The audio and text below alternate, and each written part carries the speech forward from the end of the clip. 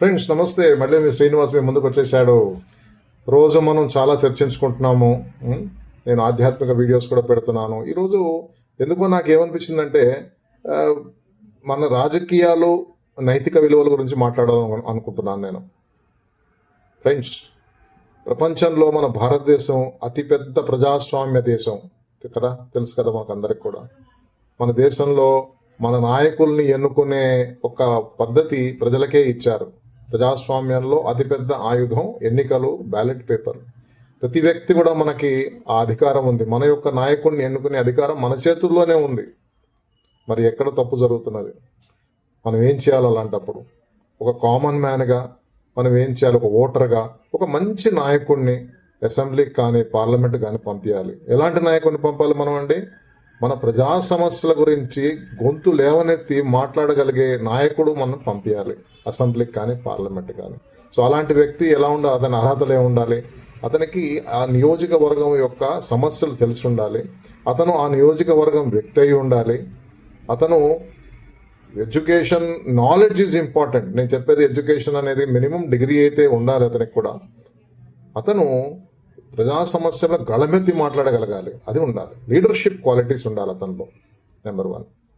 Number 2, మనం ఏం చేస్తున్నాం మన దేశంలో ఇప్పుడు ప్రతి కూడా పార్టీల ద్వారానే అభ్యర్థులను ఎన్నుకోబడతాయి. అది అది whether it is good or bad, I don't know, no comments. మనం ఏం చేస్తున్నాం? పార్టీల ద్వారానే ఎన్నికల్ని మనం ఇండిపెండెన్స్ని అక్కడక్కడక్కడ గెలుస్తారు, కానీ మెజారిటీ కూడా పార్టీ నుంచి పంపించే అభ్యర్థులే గెలుస్తుంటారు. సో అలాంటప్పుడు మనం ఏం చేయాలి? మంచి వ్యక్తుల్ని, పార్టీలో ఉండే మంచి వ్యక్తుల్నే మనం చూడాలి, అర్హత ఉన్న వ్యక్తుల్నే చూడాలి కదండి. అలాంటి వాళ్ళకే ఓటు వేయాలి. ప్రజల్లో ఆ చైతన్యం రావాలండి, మనలో చైతన్యం రావాలి. మనము ఏ లీడర్ వెనకాలో వెళ్ళేసి అక్కడ వేద్దాం ఓటు, ఇతనికి వేద్దాం, మన స్వలాభం కొంచెం ఏదైనా ఇస్తాడేమో మనకి, ఇది వద్దండి. మనం అది తీసేయాలి. అలాంటి ఎన్నికలు రావాలి. అలాంటి ప్రజాప్రతినిధులు అసెంబ్లీలో, పార్లమెంట్లో కూర్చోవాలి. నా యొక్క విన్నపం ఏంటంటే రాజకీయ నాయకులకు కూడా, మీరు కూడా రాజకీయం అంటేనే ప్రజాసేవ. ప్రజల కోసం సేవ చేయడానికే మనం రాజకీయాల్లో రావాలి. ఇంకో ఏ ఉద్దేశం ఉండకూడదు రాజకీయ నాయకుడికి. నేననేది అది. అతను గొప్పవాడు ఉండొచ్చు, అతను పేదవాడు ఉండొచ్చు, అతని వెనకాల ఆస్తి ఉండకపోవచ్చు, ఉండొచ్చు, ఏదైనా ఉండని. బట్ ఆయన వస్తున్నాడు రాజకీయాల్లో అంటేనే ప్రజాసేవకు వస్తున్నాడు. ఇంకా వేరే ఏ ఉద్దేశం రాకూడదు, సొంత లాభాలు ఉండకూడదు. ఇది చాలా ముఖ్యమండి రాజకీయ నాయకులకి. కానీ మనం ఎంత చెప్పినా, ఎంత అరిచినా కూడా అది జరగట్లేదు. కాబట్టి నేను అనేది పార్టీ లీడర్షిప్స్ కూడా, when they are selecting the candidates, right candidates they have to select. నైతిక విలువలు ఉన్న క్యాండిడేట్స్ని సెలెక్ట్ చేసుకుంటే మన సమస్యలు తీరుతాయండి. సమస్యలు ఏముంటాయండి? సమస్యలు అంటుంటాం కదా. ఏం సమస్యలు? నియోజకవర్గంలో ఏం సమస్యలు? రైతుకు సంబంధించిన అగ్రికల్చర్ సమస్యలు ఉంటాయి కదండి. ఒక చదువుకున్న నిరుద్యోగం ఉన్నాడు, చదువుకున్నాడు, ఉద్యోగం లేదు.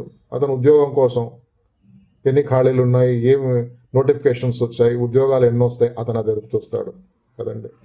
ఒక కార్మికుడు కష్టపడి పనిచేస్తుంటాడు, కార్మికుడు, అతనికి అందవలసిన యొక్క కార్మిక సంక్షేమ నిధులు ఏంటి, అతనికి ఏమొస్తున్నాయి, మినిమం వేజ్ వస్తుందా లేదా, ఇలాంటివి అతనికి.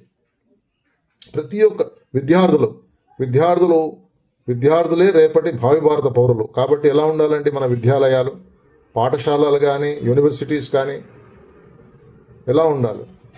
సో అక్కడ సమస్యలు తీర్చాలి. ఇలాంటి రాజకీయ నాయకులు మనం తీసుకురావాలండి. నేను చెప్పేది అంటే, నేను ఏమంటున్నానంటే బేసిక్గా what my intention is that we need to get a right candidate, a candidate who will do selfless service for his people. Those candidates has to come. ఆస్తి, ఇప్పుడు మన దాంట్లో ఏముంటుందండి, ఒక పార్లమెంట్కి కానీ అసెంబ్లీకి వెళ్తుంటే వాళ్ళు రివీల్ చేయాలి వాళ్ళ ఆస్తుల్ని ఎంత ఉందో కదండి. అది జెన్యూన్గా రివీల్ చేయాలి, చెప్పాలి. తర్వాత 5 ఏళ్ల తర్వాత ఎంత ఉందని, ఎంత సంపాదించారు ఏందనేది. So please, my appeal to everyone is, let us select good candidates, a candidate having the responsibility of his constituency and who can fight for the problems of constituency. So మనలో ఐక్యత రావాలి, మనలో చైతన్యం రావాలి, మంచి క్యాండిడేట్స్ని పంపిద్దాము, మంచి రాజకీయాలు చేద్దాము. కుల మత వర్గ ఇలాంటి రాజకీయాలు చేయకూడదండి. ప్రతి వ్యక్తి ఏ కులమైనా ఏ మతమైనా ఏ వర్గమైనా క్యాండిడేట్ ఇస్ ఇంపార్టెంట్. నేను చెప్పేది అది. అతనిలో మంచి గుణం ఉండాలి, సమస్యలు తీర్చే లీడర్ ఉండాలి. అలాంటి లీడర్ పంపిద్దామండి. నమస్తే.